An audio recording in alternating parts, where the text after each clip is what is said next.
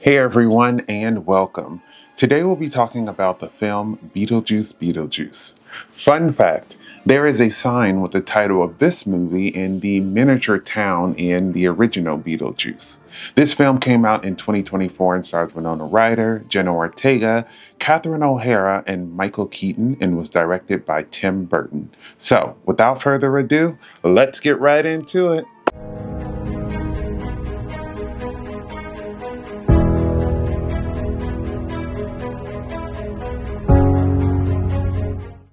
Beetlejuice Beetlejuice sees us following Lydia, who is an adult now and keeps having visions of Beetlejuice.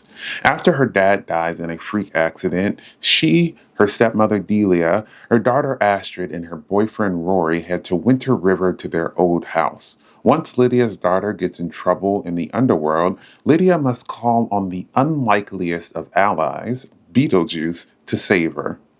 Beetlejuice Beetlejuice is a fantasy comedy film.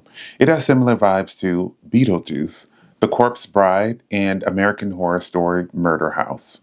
I love Beetlejuice and it's a Halloween staple, and I was happy that they were making a sequel, though I was worried because in the past these legacy sequels can be a hit or miss.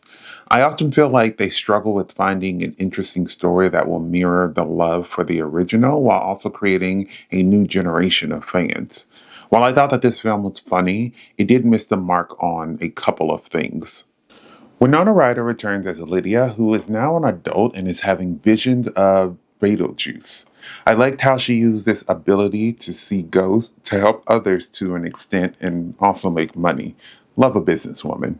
I feel like there was some character assassination with Lydia because how does this character, who in the original was so independent and charted her own path forward, suddenly end up very dependent on a man and gullible to anything he says? I just felt like it would have been more realistic to have her be more independent and shoot, maybe dump him when he proposed at her dad's funeral.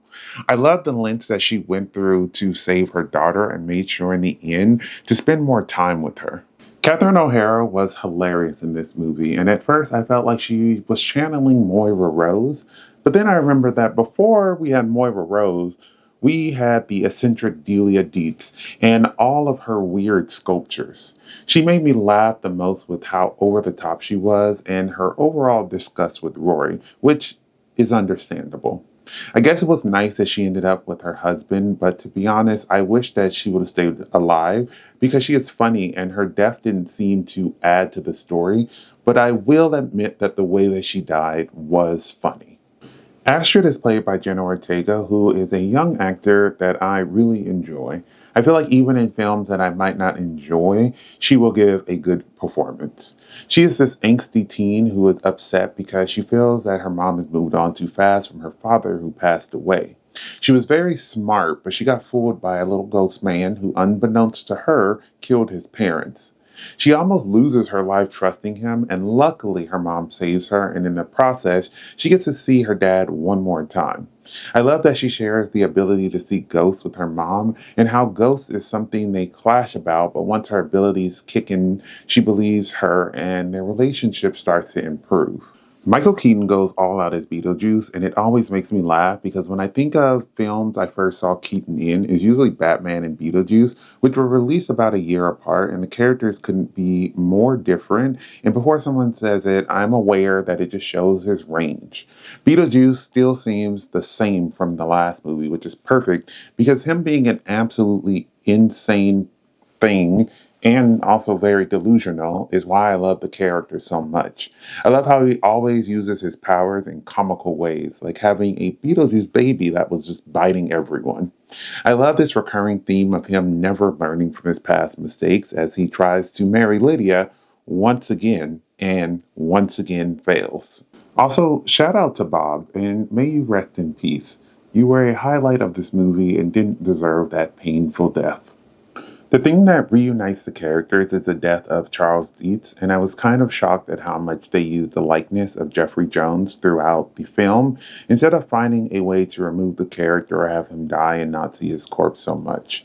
The reason why it's shocking is because Jeffrey Jones was charged with child pornography in 2002, so I would have assumed that the film would have tried to stay away from either mentioning his character or at least do it at a minimal amount, but he just kept coming up. Like the corpse thing was fine because the top half is gone, but then we get like an animation of him dying and the stuff at the funeral and whatnot, and it just felt like they were paying homage to him, which did not need to be done. I think in light of the controversies, they should have recast or at the very minimum not used his likeness. I really like the somber version of Deo, which is played at the funeral scene. That song is part of the original movie, and it's one of the most iconic scenes that has that song, in my opinion, and I'm glad that it made a return for this one. I do think it would have been cool to add more Harry Belafonte songs in this movie, which just made the original movie so much fun. There are obviously so many callbacks to the original, which is nice for fans of that one. The worm comes back, and with the recent success of Dune, I put two and two together that the worm is influenced by the worms from Dune. We see the car crash in the miniature model, which is from the first movie. The way Beetlejuice comes up from the miniature model, the wedding outfits from the original, and of course, the handbook for the recently deceased, to name a few. Even the underworld still has that quirkiness it had in the 80s movie. The pacing of this movie was weird because I felt that it started off slow and at the end it really sped up and wrapped things up so quickly. Two storylines in this movie that could have been more interesting but didn't really go anywhere and got wrapped up so quickly were the bride and the dead boy stories.